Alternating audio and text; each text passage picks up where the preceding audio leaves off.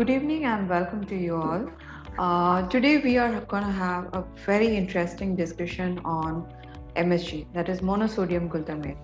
It's a flavor enhancer that has been widely used for roughly 100 years. In addition to being naturally present in certain foods, it is a common food additive in Chinese recipes, canned vegetables, soups, and other processed goods. For years, MSG has been viewed as an unhealthy ingredient. However, newer research questions the accuracy of its purported adverse effects on human health. We are endeavoring to examine the reasons that people may consider MSG harmful and give scientists science backed evidence as to whether or not the assumptions are accurate. It will also list some of its uses and non health benefits. Allow me to welcome Mr. Ishikawa Katsuyuki, who is the Managing Director, Ajinomoto India, to present the welcome address. Welcome, Mr. Ishikawa-san. Good afternoon, everyone, ladies, gentlemen. This is Ishikawa from Ajinomoto Private India. And thank you for joining today. Today, before we go into today's discussion, I would just briefly like to introduce who we are, what company Ajinomoto is. Can you go ahead? So our foundation is 1909. So we have more than 100 years history and as a company. And later on we will say, but we started the business by producing and selling the MSG in the brand name of Ajinomoto. Ajinomoto is our company name, and also we gave the brand name for this MSG. And we are, it's sure that we are the first who produced and sell the MSG in the world. Now we have, as affiliates, and all over the world, we have affiliates in 36 countries and regions, and sales territory, 130 countries and regions. And of course, not only Ajinomoto MSG, we are selling various type of products. However, you may understand that in all these 130 countries, we are selling Ajinomoto MSG. So in a globally, we already have more than around 33,000 employees. And yeah, thanks to the people, we are still developing now. Next, please. As I said, at more than 100 years before, our in here, the left-hand side is Dr. Kikunai Ikeda. He was the person who developed this Ajinomoto. Much more strictly saying, he found the taste umami, and this umami is coming from the kind of amino acid, will be the origin of the taste of umami, and make it in a commercial product. In the right-hand side, you may see Saburosuke Suzuki. He was the company founder who in the world firstly produced MSG and commercialized this MSG. And of course, it's a unique seasoning, but what they have in mind is 100 years ago, more than 100 years ago, in early 1900 years, the year of 19,000, Japan was very poor indeed. And the nutrition environment was very poor. And the spirit of these both guys was how to improve the nutrition and the eating habits and welfare of the life much more better. This is the spirit which they made them passionate to deliver this product. So from that, our company slogan is eat well, live well. That spirit itself is, even now, it is continuing. So our latest company vision is contribute to greater wellness for people worldwide, unlocking the power of amino acids to resolve the food and health issues associated with dietary habits and aging. So related to health, we have some kind of a target that by 2030, help to extend the healthy life expectancy of the 1 billion people in the world. And that's our mission. We are thinking that this company's mission. Today, what we are going to present is shown in the title. And as explained in the previous, we are selling MSG under the brand of Ajinomoto for more than 100 years. And please understand that it is very rare that the one commercial product is living long more than 100 years in the world. I think this is a very rare case. Without the trust from the society, product's life cycle cannot be long as this. However, unfortunately, I understand that in this country, still, there are many negative information or reputation for this product because I think the correct information is not delivered yet. Today, we will present what is MSG, what is its function, how it is produced, and we also present why. Then, Ishikawa-san, if you're saying it's so much fabulous product, why we have so much negative information around us? What was the reason to such a negative information spread out in the world? Yes, we will also touch in that point. And finally, we would also like to introduce how this MSG will support the people's healthy life. I wish at least these three subjects will be delivered correctly to you today. Thank you. And I would like to pass the presentation to Mr. Govinda. So, good evening all. On behalf of Ajinomoto India Private Limited, I would like to welcome all the panel members. It's indeed a great opportunity and pleasure for us to welcome you all in this platform. As a very learned professional, it is very important for us to communicate some important fact about MSG and some safety information. So to start with, the main agenda of this overall program is just to disseminate some scientific facts about MSG to the learned panel members, because as a responsible organization, we feel that this kind of fact should go to the right audience, because you are the key opinion leader for the society. So if you are having this fact, it will be really helpful for the normal public in the country. I just go through the overall agenda of this presentation to briefly introduce. The flow will be, I'll be introducing about what is umami, what is the mechanism of umami taste, and the basic characteristics of umami taste. Followed by this, the safety credentials of MSG, and finally I'll conclude by explaining some of the benefit of MSG. So to start with, what is umami? So umami, basically a Japanese word. It's a combination of two words, umai and mi. Umai means delicious, mi means taste. So from how this umami feels like, it basically gives the meaty or savory deliciousness into our tongue. And as Ishikawa-san has started by saying, it was discovered long back, more than 110 years back, in 1907 approximately, by Dr. Kikonai Ikeda from Kombu seaweed. Before that, across the globe, there was basically 4 basic taste was considered, like sweet, sour, bitter, and salty. And umami has been discovered as the 5th basic taste. So what contributes to this umami taste? From where it comes? It basically comes from the combination of amino acid or nucleotides. So as you see in this chart, apart from the 4 core taste, the 5th one, umami, the basic substance of this umami is components like glutamate, inosinate, guanylate, and aspartame. So what are the common source of natural source of this kind of umami taste?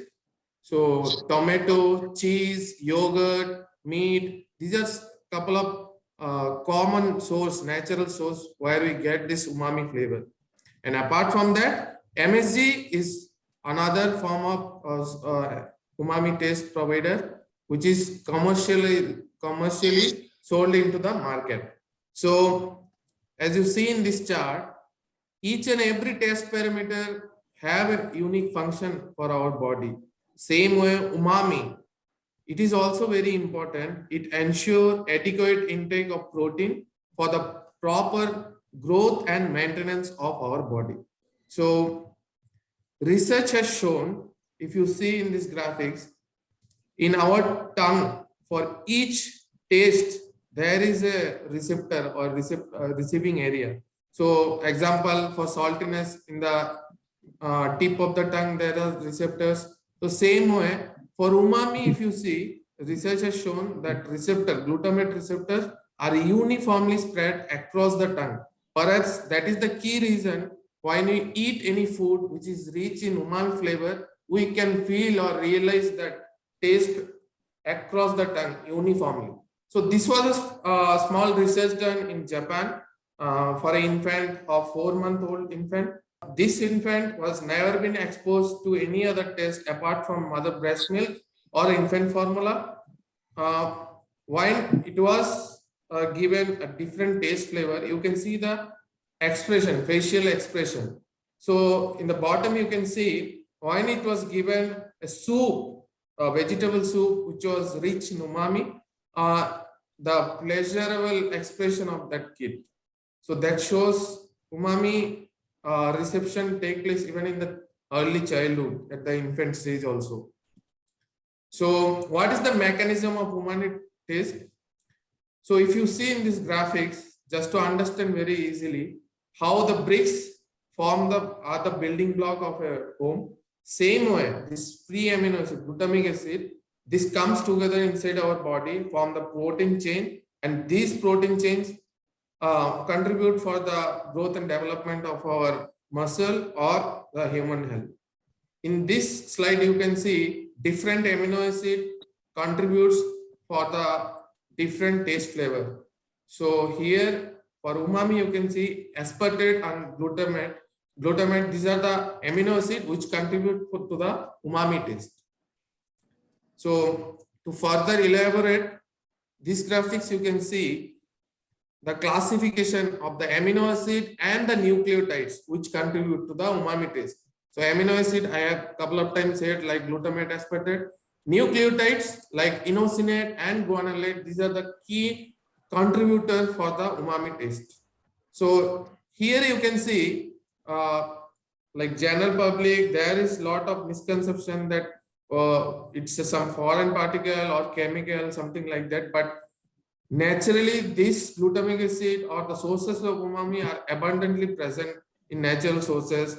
Example, glutamate present in tomato, onion, broccoli. Aspartate is present in peanuts and kidney beans. And inosinate is present in various non-vegetarian sources like chicken, fish, beef. So these are couple of sources of umami flavor.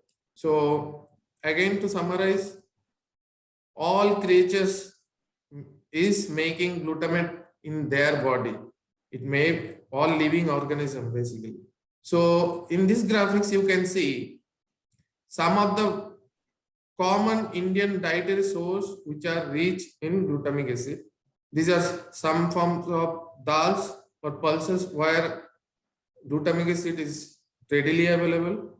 And this slide is very important because lot of people are not aware that even mother breast milk also have a glutamic acid. There are around 20 types of amino acids are there in mother breast milk. In that, glutamic is one of the most important amino acid, which have composition almost 43%. And for each 100 ml of mother breast milk, the composition is around 27 milligram. And if we compare mother breast milk with cow milk, almost 19 times higher glutamic acid present in mother breast milk. So there is a misconception that glutamic acid is not good for kids, but you can see scientifically even mother breast milk also have a rich source of glutamic acid. So finally, What are the key characteristics of umami taste? The first one, it gives a long-lasting taste. It gives mouthfulness in our tongue. It gives a coating sensation across our tongue. It helps to maintain balanced taste and also do a salivation when we eat any food which is rich in umami. And it is complex in nature. Now, one important point is lot of people have a curiosity how as a commercial manufacturer of MSG, how we produce MSG. So for the production of MSG, we need glucose or the complex sugar. So what are the raw material we use for this commercial production? The raw material we use is sugarcane or tapioca starch or cornstarch. So these are the main source of complex sugar. Those complex sugar has been consumed by fermentative microbes, and in the process of fermentation, we get glutamic acid, which will be sour in nature. So fermentation, as you all know, it's a basic process from milk curd produced, similar concept of fermentation. So in this fermentation process, the glutamic acid, what we get, it will be mixed with some impurities and it will be sour in nature. So next process, what we do the purification and neutralization with food grade sodium hydroxide. As a result, the sodium bind with glutamic acid, it gives monosodium glutamate, and which we sell under the famous brand name of Ajinomoto. Now the question is, okay, what is umami? I explained.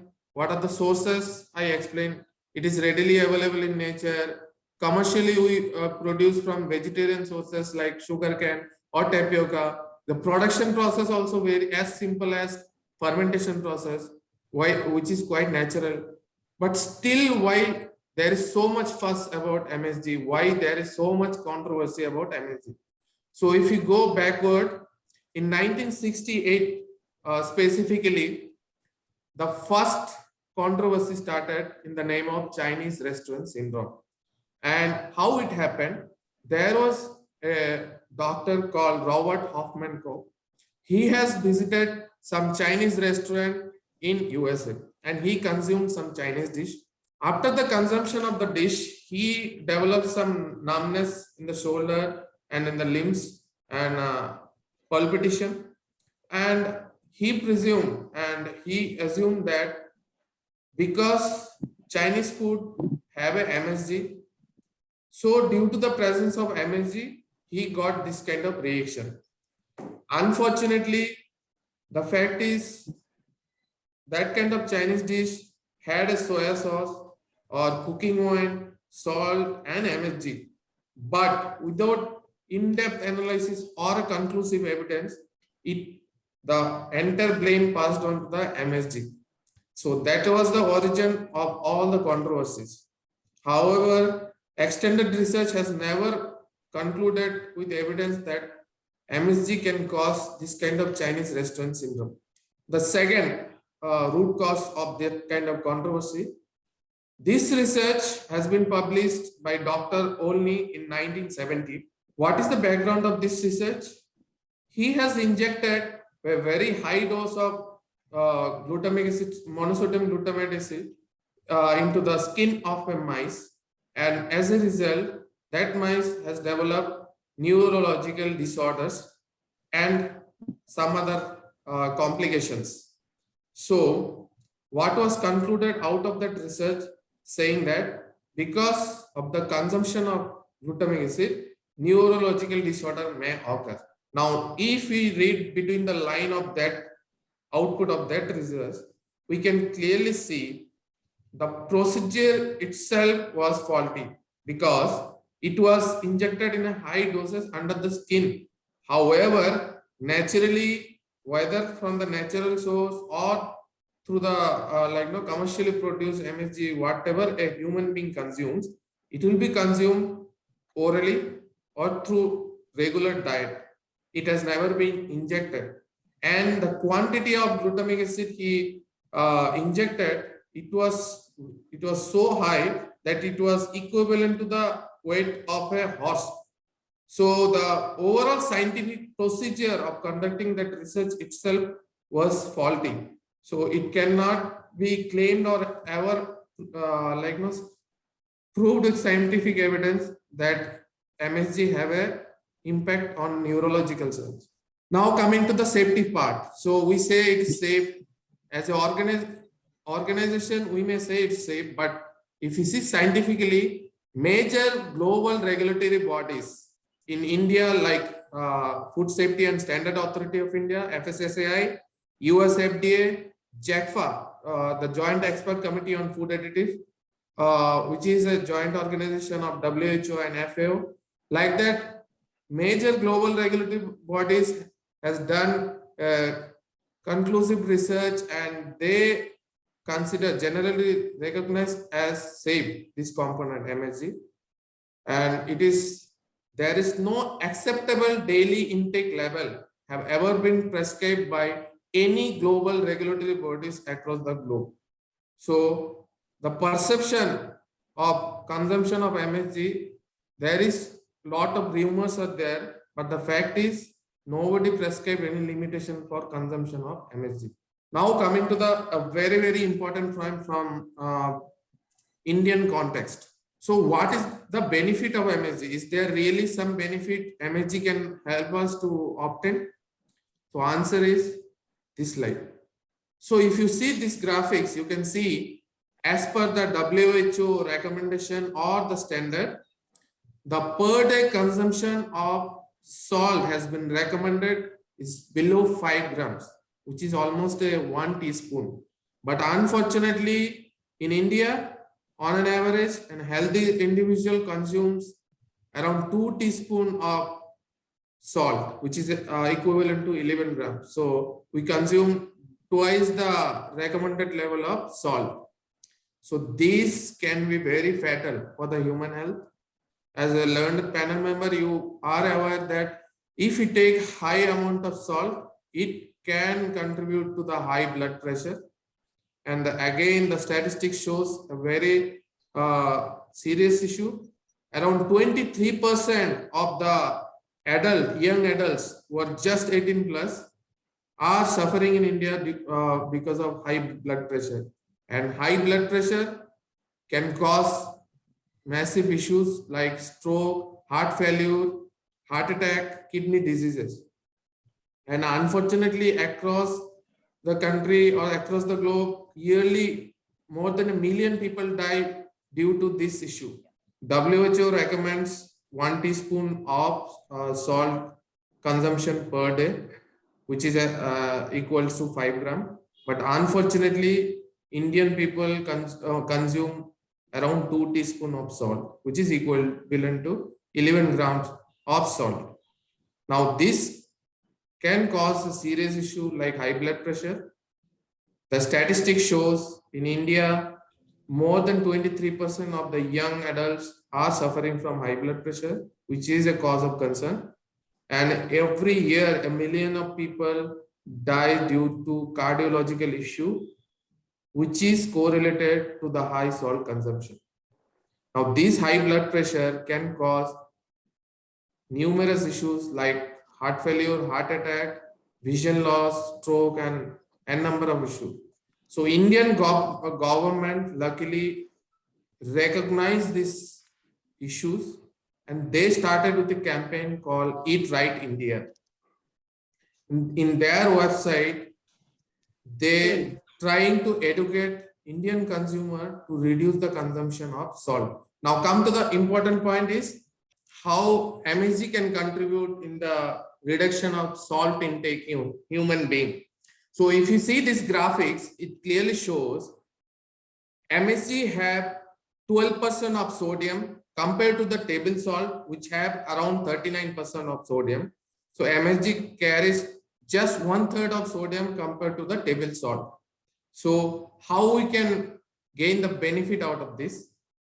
So in the next slide, you can see, this is an example of a soup stock. So in regular diet also, even in this sample also, if suppose we use around 6 grams of standard salt, it will give a regular flavor.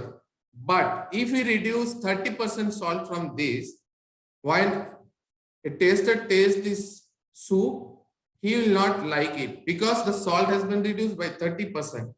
Now, in the third case, if we maintain this salt level, that is, we reduce 30% salt from this soup stock and we add up a pinch of MSG on that, he will feel the exact deliciousness what he was feeling here, and the consumption will remain the same. So what I want to say is here is that in any dish, if we add a pinch of MSG, we can reduce the salt intake almost up to by 30%.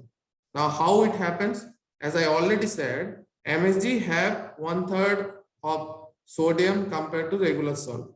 Now, how we maintain the balance is, we never say that MSG is a substitute for a salt, but how it gives the taste?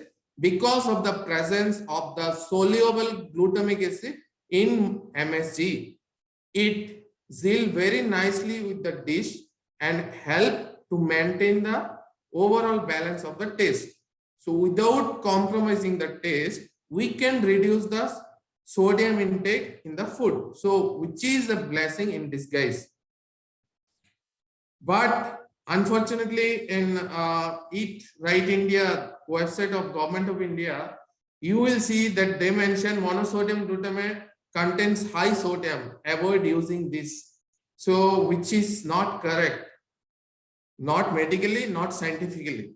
Now, another benefit, important benefit of MSG, it helps digestion of protein. So as I was presenting in my previous slide, science has found the presence of glutamic receptor in the tongue. Same way, in 2006, scientist has discovered the umami receptor are exist in our stomach, which functions with our brain, and it helps promote the digestion and absorption of protein in our body. So these are the benefit of MSG. So to summarize, what is Ajinomoto or MSG? It's a umami seasoning mix which enhances the taste of the dish, and it is made from the finest quality of crops like sugarcane or tapioca through fermentation process. And how it came to the existence? 1907, Dr. Kikunae Ikeda, he extracted this umami flavor from kombu seaweed. In 1908, he obtained a patent for this umami seasoning. And 1909, Dr. Kikunae Ikeda joined hand with Sabrusuke Suzuki, and they commercialized that umami seasoning under the famous brand name of Ajinomoto. The word Ajinomoto is a Japanese word, and the meaning is essence of taste. And we have a trademark registered in more than 180 countries for this brand name Ajinomoto. So what we as an organization want to say to all is, instead of saying no MSG, please know more about MSG. And to conclude, I just want to give some other perspective from our organization point of view. As a responsible, socially responsible organization, we focus not only to the economic value. That means we just not focus only the profitability, but we always very sensible and we always contribute to the development of the society, or we always put our effort to resolve the social issues. And in our company, we coined this terminology as Ajinomoto shared value. And how we do it? So here you can see we focus more on biorecyclable production process. Quickly to show, for the production of MSG, we use sugarcane or tapioca, which comes from the farmland to our factory. So what we need a complex sugar. We get it from that complex sugar, and in the fermentation process, we get MSG or Ajinomoto, and the co-product goes back to the field or to the nature in the form of fertilizer. It can be utilized. The co-product can be utilized as a fertilizer. So this is an example of socially responsible biorecyclable production process. Finally, Another important aspect, Mr. Biswas, I'm sorry Yeah. to interrupt you because it is getting 4:30 and Yes, this is the Dr. last slide, ma'am. Yeah, last slide. So another last example of how we are very sensitive to the society well-being. As an organization, we are constantly putting our effort to reduce the emission of greenhouse gas. What we do for the production, we use the raw material which is 98% in biomass in nature. As a result, you can see in these graphics, in last 1 decade, significantly we reduce the carbon footprint to the nature. As a result, the greenhouse gas every year we reduce emission by almost 2,55,000 tons, which is equivalent to almost 65 lakhs tree. So with this, I would like to conclude my presentation, and from here onwards, Dharani ma'am can take it forward for the open discussion. Thank you very much, friends, for joining, and thanks Govinda and team and Ajinomoto and team for clarifying a lot of scientific data on Ajinomoto.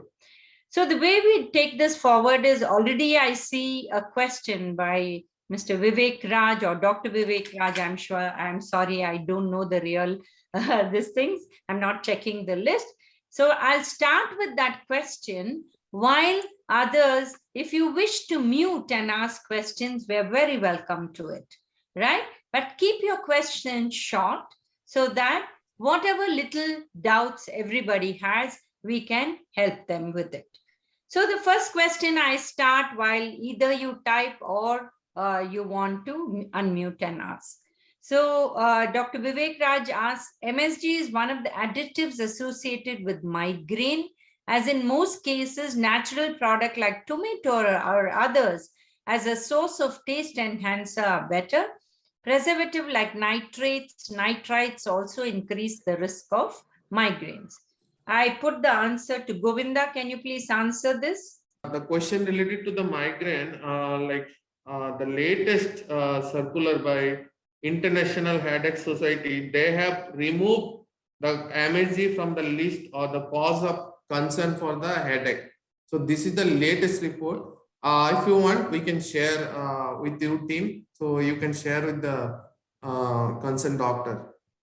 Govinda, I have a question. Yeah, There was a lot of hype against MSG. yes, ma'am. So what was those based on? Neurotransmitters against pregnancy, people stopped using. I think people were using a lot of it.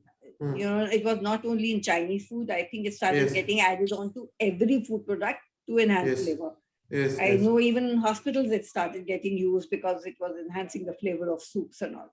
So there was a lot of hype. Suddenly, how is there been a U-turn? Ma'am, basically from the pregnant woman point of view, like as you know, like in my slide also we have presented, even in mother breast milk also there is a presence of glutamic acid, which have almost 43% of the composition, and all other natural sources also have a glutamic acid. So even if mother breast milk, from that, if the baby is consuming glutamic acid, if that is not harmful, then how come commercially produced MSG can be harmful? Why I am telling this? To substantiate that claim, research has shown that whether we consume glutamic acid from natural source or we consume glutamic acid from the commercially produced source, the response or the digestion process for that glutamic acid remains the same. So from these logics, it is we say it is not correct to claim that it is MSG is not good for pregnant women. Okay, that is one claim. And as my presentation say, like we produce it from natural sources, and the production process, it's also fermentation process and nothing artificial about it. So from that point, there is no harmful effect. Even FSSA in India and all global regulatory bodies, they recognized it as safe. And there is no acceptable daily intake level has been fixed by any regulatory bodies. So these are the key facts that it is not harmful. And controversy point, I have already shown what is the origin of this. Unfortunately, the country like India, Pakistan and Sri Lanka, it has been influenced very much by this kind of, this is the main source of negative information came here. And the countries like Thailand, where we have another our other affiliates, there this kind of negative perception is not prevailing. That is the reality. And even the infant clause, it is not present in other countries. This is only present in India. Yes, thank you, Mr. Govinda. We can make your answers a little short so that everybody can ask questions. Yes, yes. Yeah. Anybody else? Yeah. Please, So I had a comment. So basically, the question is not whether glutamate is the problem or whether MSG is the problem. But like in many other food products, when we process it to synthesize something, the characteristic of how it responds in the body changes. Simple example is alcohol. You know, the foods have natural amount of alcohol, and the same grapes eaten will probably have certain amount of alcohol content in it already, because they're in the process of ripening, they'll have some alcohol. The moment you concentrate it and separate it out and you produce wine, it changes. There are also other things that come in fermentation besides the active ingredient. Other fermentation products come in. So that is one of the reasons why certain things will have nitrates and nitrites coming in, other things coming in when we ferment. So that's why the characteristic response changes. Simple. Another example is vegetables. So you have lauki, no problem. You have lauki juice, concentrated intake, many times it causes severe gastritis. So I think that logic doesn't apply, that just because it is present in natural products and we have obtained it from natural products, that's why it is not causing problems or it's not likely to cause problems. The logic is not quite right. However, I've taken your point that it is not something as harmful as it has been made out to be. What we have to see is the concentration, the amount consumed, all those things make a difference. So if you're consuming larger amounts in more concentrated forms, then yes, you are likely to have side effects. We have had patients with significant problems with diarrhea and abdominal discomfort following MSG. Again, they are going to be anecdotal to a large extent, but diet avoidance, they avoided MSG and things got better. Same thing with migraines, including my personal experience, that yes, MSG in Chinese food, which is the common source, or in other preservatives, so all the ready-made foods that we buy for taste enhancement, a lot of times MSG is added. So those things do cause problem symptoms, but one has to be aware of the concentration. And as much as possible, our recommendation as a gastroenterologist and as a physician is stay as natural as possible. So if you have to have a taste alteration, add the tomato, add the nibu, add the, whatever. But the more you process it in any form, the more problems it ends up creating. Same thing with cornstarch. You can say cornstarch is harmless. Corn is natural product. You eat corn, no problems. You have cornstarch and higher dose of cornstarch, you get fatty liver, you get atherosclerosis, you get other problems. So I think the important message is that it has to be in very small amounts relatively, if it's in a concentrated form. And yes, it will alter the response of the body when you have a artificially produced same chemical as opposed to naturally produced chemical. Thank you so much. And maybe it's just a pinch that is taken. Once we stick to that, it may be useful. And thank you for your thoughts and comments. Can we go to Dr. Jeffrey? I think he's raised the hand. Yeah, Govind, I would like to get your inputs regarding two things. One, let's just say that, athletes, when they consume MSG, there can be interference in their performance, basically with respect to the failure of the air metabolism. So how do athletes differ from normal people? And second thing, we all know that, once you take MSG, it's got addictive actions. And your take on both these questions. So I just come to your point. Before that, I just want to differ one point is that, as I said, like scientifically, no regulatory bodies has ever said there is a limitation for the consumption of MSG. And in India, FSSI also has never prescribed any limitation for the consumption of MSG. And however, in our packaging instruction, we recommend some dosage. It's purely from the point of view to get the best flavor for particular dish. Now coming to the Jeffrey sir point of view, Ajinomoto is an organization who not only produce MSG, we work extensively on amino acid technology, and some of our amino acid products are not specifically in India. In other countries like Japan, it has been used for the sportsmen also. Now coming to the MSG point of view, particularly we can't claim, or anybody cannot claim, that MSG can impact the performance of a sports person, because this is a free glutamic acid.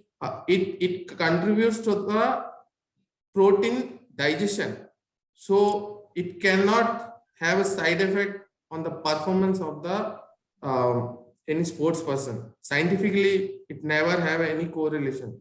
Thank you, Govinda, for that, and thank you, Dr. Jeffrey, for your question. There is this thing in the chat box which asks that what is the recommended safe dose? I think Govinda has mentioned it, Dr. Arvind Kidambi, that there is no safe levels mentioned for Ajinomoto. Yeah, anybody else? Can we have anybody else asking questions? Yes, go ahead, Dr. Ashok Kumar. Not exactly a question. Maybe would want to differ with one of your slides that's projected in the interest of heart disease. Since I'm a cardiologist, maybe I'll take my interest here. 1.65 million deaths are actually, you projected it as causality between excess salt consumption and 1.65 million deaths. I don't think it's a causality. Salt is not actually proven to be causative factor. It is only an associated factor. So significant, both the terminologies differ significantly. So that should not bring in unnecessary scare. Of course, yes, more than 5 grams salt is certainly not recommended in the interest of preventing risk factors for cardiovascular diseases. And I was really curious to know if you are projecting 1/3 of the salt as MSG has got only 1/3 of the sodium content in it compared to the salt actually in this salt that we use, table salt that we use. But how come that gets translated to because it is only an add-on to salt in the food recipes that is prepared. If you look at one of the observational data, actually the seasoned flavored restaurants actually add this MSG on top of already regularly added salt, so increasing overall sodium content to the food. That's not a single dish based. Actually, that's based on the overall mean level of salt consumption from the seasoned flavored restaurants. There is a data that mean sodium sodium content with the food consumed from these restaurants are quite high. So my feeling is MSG would be adding more sodium content to already added salt to our foods, probably burdening more on the cardiovascular risk factors like hypertension and cardiovascular disease. That's one thing. You said it can replace salt. But its taste is actually different. It gives umami taste, and salt has got a salt taste on its own. So both are like mutually exclusive. Taste receptors or taste this thing. So how can this actually replace or reduce on the sodium content? That's where probably I will. So, sir, thank you for the question. Actually, I can understand your query. So the issue here is you've given an example of a restaurant. I can understand the issue. So yes, there is lack of awareness among the Indian society. There is couple of obviously some restaurants who some chefs might be there in a mid-range restaurant or some kind of restaurant who are not aware about the salt reduction benefit of MSG. So what I presented in the slide, the fact is MSG have only 12% of sodium. That is a correct fact. And what you said, that is also correct, because people are not aware. Just to enhance the taste, they add up MSG. So the issue is unknowingly, because people are not aware about this salt reduction benefit, they add up more MSG to increase the taste. But that is what now as an organization, now what we are trying, we are putting our full effort to educate the consumer that if you add MSG, you can reduce the content of salt. As you said, it is obviously separate. Salt have a different taste flavor and umami have a different taste flavor. But as I shown in the slide, if you reduce the salt, the acceptance of the taste of the overall taste of the dish, it comes down. By adding up that umami flavor, because it has a soluble glutamic acid in there, it helps to balance the taste. I never say that it is a substitute for salt, but still it can help to reduce the sodium intake. That is what we want to say. And now, we are at a very nascent phase. We started that initiative to educate Indian consumer about this salt Got your reduction. point, Mr. Biswas, because in the interest of time, let me conclude my version here. I agree with your points. MSG, so far it's not, there's no conclusive evidence it's unsafe either in the interest of, cardiovascular disease. Only thing is it has a flavor enhancer ability. It has addictive or pleasure receptor stimulating enhancer, thereby increasing the probably tendency of increasing calorie content, of course, increasing the metabolic syndrome and indirectly increasing the cardiovascular disease. So as you agreed from your side that you're still in the nascent phase, we don't have conclusive evidence either that MSG certainly has a value in reducing oral salt content or value in improving the nutritional value towards health benefits or extending life of anybody. So since there is no conclusive evidence and you're still in the nascent phase, probably you should better come in the interest of public health, probably be before you go on board, into the mass that approving it as a safer product, you should come with a proper formulation and proper formulation for the dosage, maximum permissible dose, and the proper formulation for the mixture between the salt or whatever the recipes to be prepared. Only then probably it would be better be recommended in the interest of public health. That's my point. Yeah, let me. So, sir, yes, nascent phase means in India that initiative we just now started. But scientifically, we in our job affiliates. Can I ask? The point taken please. is that sodium has to be reduced, salt has to be reduced. If we use MSG, we need to reduce the salt and other taste enhancers which has sodium, and that's the message, right, Govinda? Yes. Okay. Yes. Can we move on to the dietitian? Yes, ma'am. Ma'am, actually, good evening, ma'am. I have a small query. I just want to know if persons with irritable bowel syndrome, by taking this MSG, will it aggravate or worsen the condition? A person with a irritable bowel syndrome, if take MSG, whether it will worsen the symptom. No, nothing like that, because MSG is just another glutamate amino acid. It will not interfere with IBS issues. It can be taken. It's not a problem.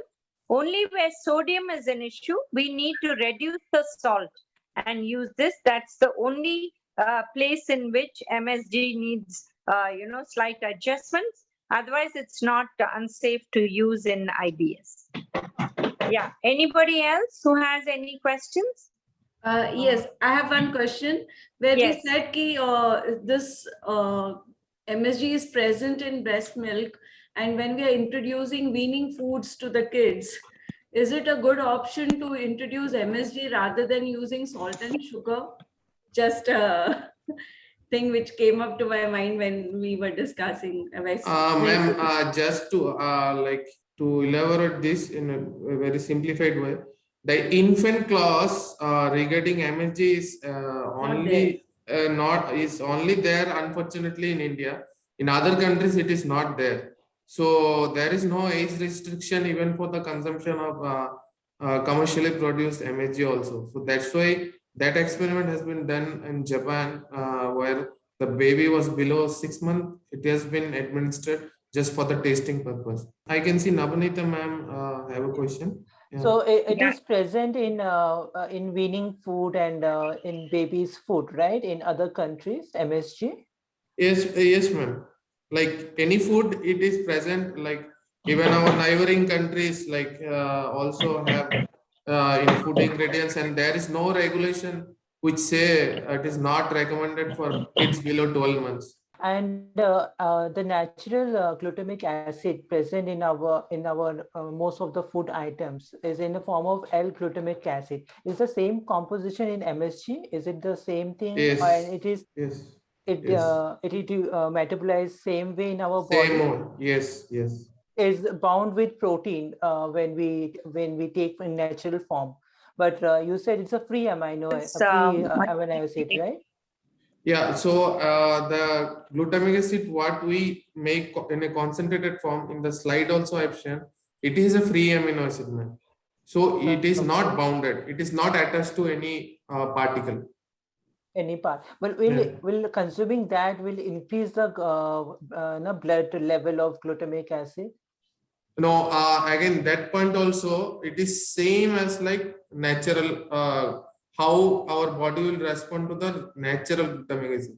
It is not some different reaction for the commercially produced MSG. Yeah, thank you, ma'am, for the question. Anybody else wants any doubts cleared? Ma'am, I just have a small thing. So being a dietitian, people will come and ask us, what is the recommended dosage? And now you have told that there is no any recommended dosage and whatever it is.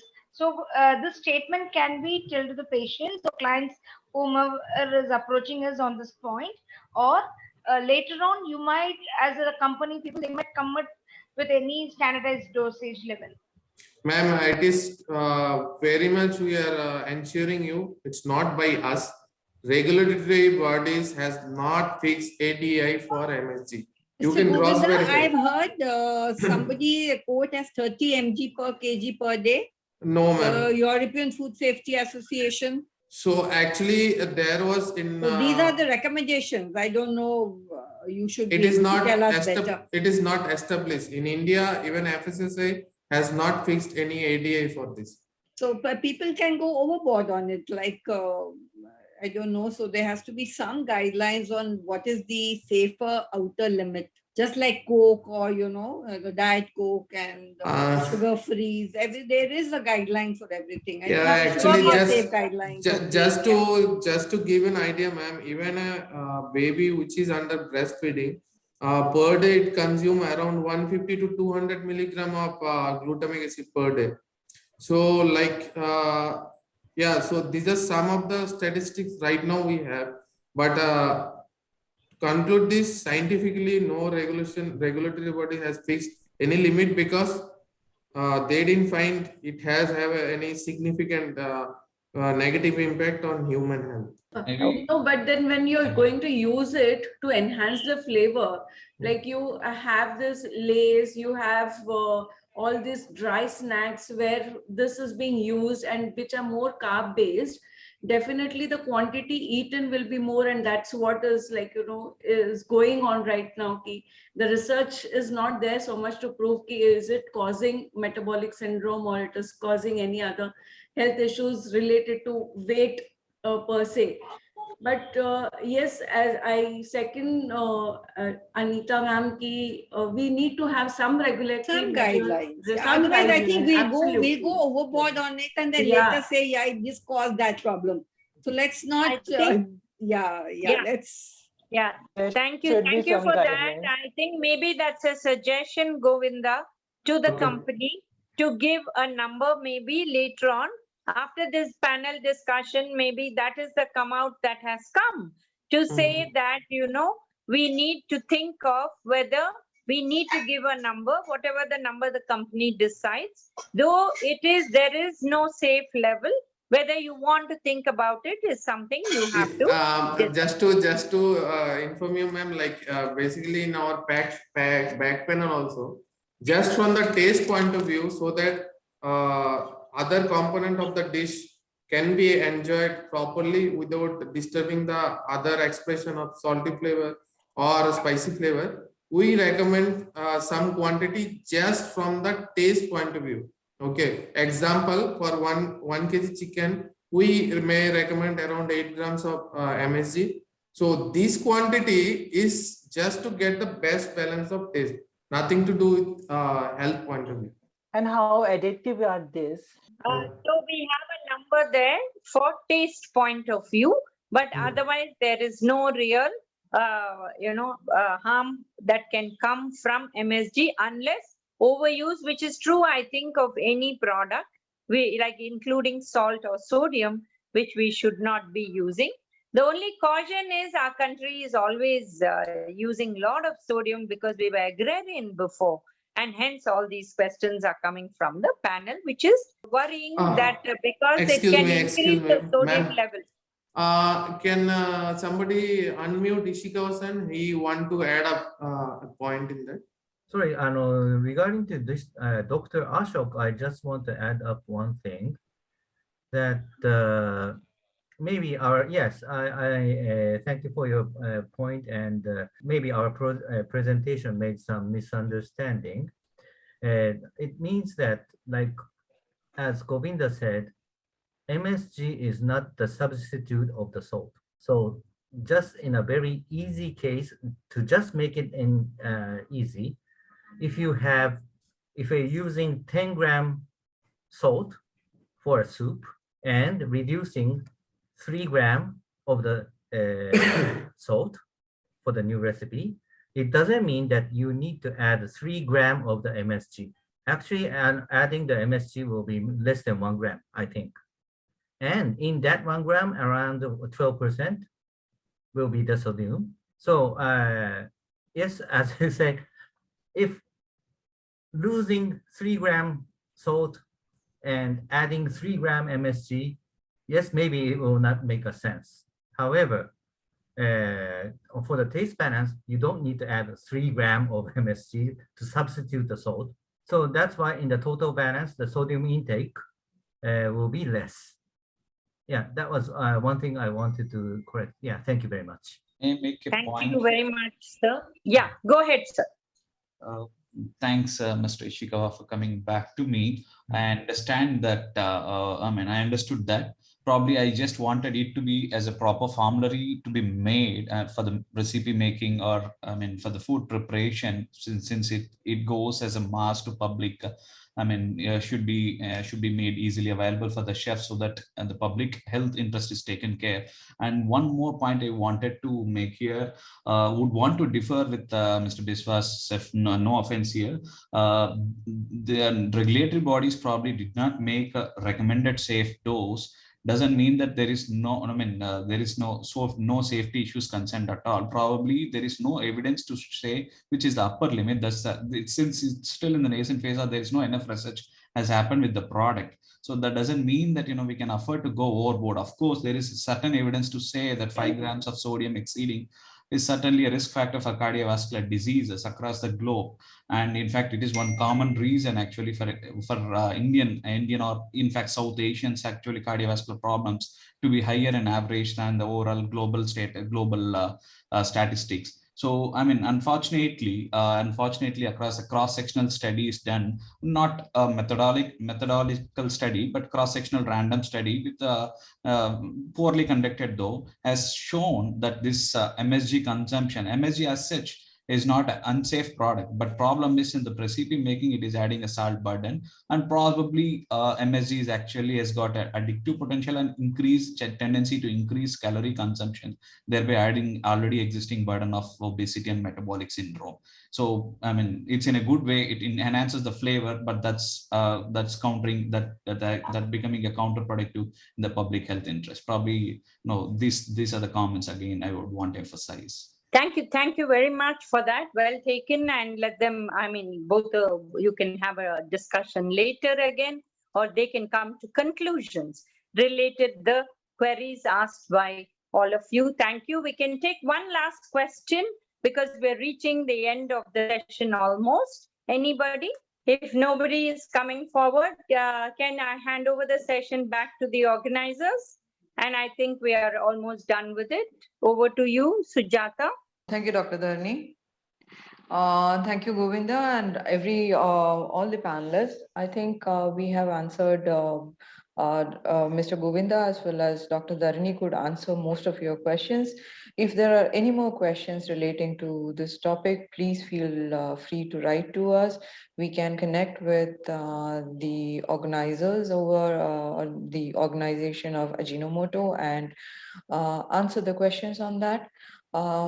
Yes, it is a very controversial topic, we would like to get more clarity, Mr. Govinda. So we will be connecting, with all the panelists, and if we can get clarity on most of the topics that were discussed out here right now, that would be great. And as a magazine, we would like to get clarity and spread it across to the medical fraternity also. What can be done using MSG, and what are the impacts, and how we can use it in our daily diet. On behalf of Ajinomoto India, I really thankful to all the panel members for taking time out of your busy schedule. And this was a great opportunity to interact with you. And we have encountered with various questions, and some of the question we able to answer, and some question we got, and we'll definitely come back with some response. And this is let it be the first interaction, and definitely in future we'll definitely come back with some more interesting detail about MSG. And because of time limitation, even though we have some documents, we are not able to share. Example, later I'll be sharing, we can perhaps share with Sujata ma'am, like MSG there is some research done in North America that it perhaps help us to reduce the calorie intake. There is some research I'll be sharing, so can share with the prospective doctor. So I'm really thankful for all the team members.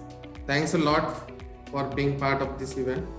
Thank you. Bye-bye. Take care. Yeah, thank you.